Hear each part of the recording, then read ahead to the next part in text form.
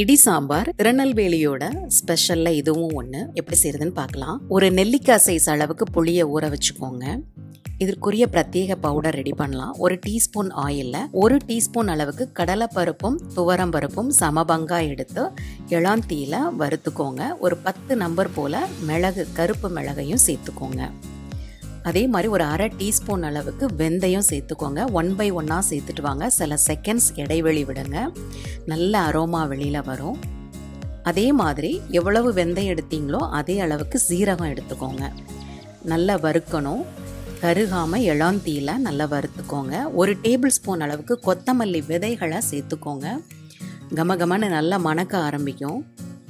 அதே மாதிரி அரை டீஸ்பூனுக்கும் குறைவாக அரிசி சேர்த்துக்கோங்க. இது எந்த அரிசியாக வேணாலும் இருக்கலாம்.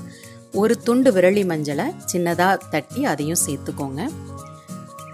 ஒரு 10 நம்பர் போல் காய்ந்த மிளகாய் சேர்த்து இளம் வாணலில் அந்த 1 டீஸ்பூன் ஆயிலையே சேர்த்து வறுத்து கொஞ்சம் காயத்தூள் சேர்த்து நைஸ் பவுடராக திரிச்சு எடுத்து வச்சுக்கோங்க. இந்த புளியை 2 தடவையாக கரைச்சி அதை அடுப்பில் ஏற்றுங்க. அதில் 2 பச்சை மிளகாய், 1 நம்பர் நான் முருங்கைக்காய் போட்டிருக்கேன், அதெல்லாம் நடுவில் கீறிக்கோங்க. ஒரு கைப்பிடி அளவுக்கு கேரட்டு, சின்ன வெங்காயம் உரிச்சது எல்லாமே ஒரு கைப்பிடி அளவுக்கு போடுங்க.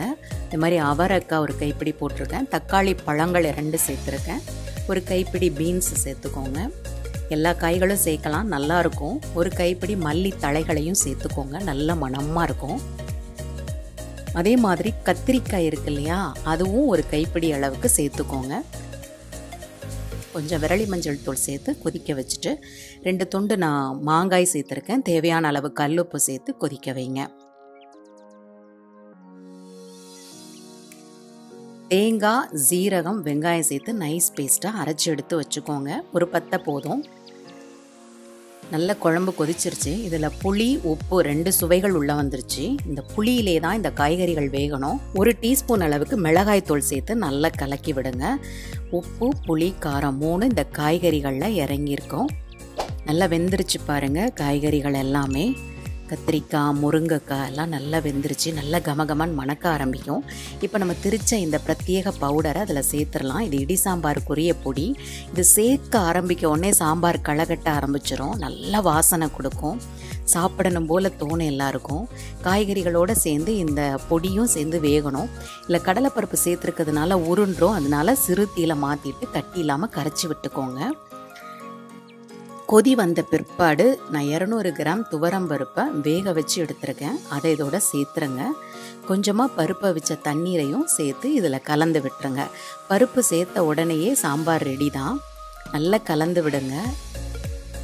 இடி சாம்பார் பொடியோடு சேர்ந்த பருப்பு, காய்கறிகள் வேகும்போது ரொம்ப நல்லா இருக்கும், அருமையாக இருக்கும் மனம். இது ஒரு கொதி வரணும்.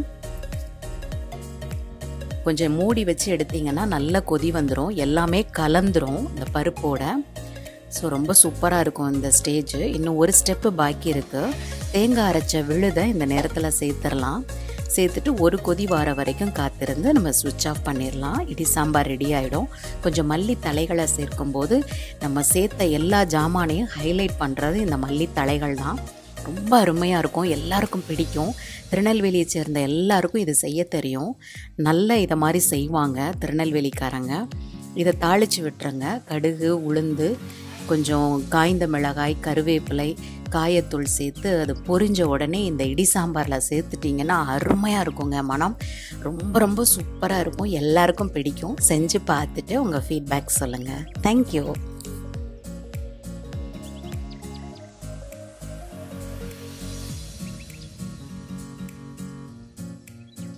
இதுவரைக்கும் சாப்பாடு ரெடி சேனலுக்கு சப்ஸ்கிரைப் பண்ணாதவங்க கீழே இருக்கிற சப்ஸ்கிரைப் பட்டனை கிளிக் பண்ணுங்க.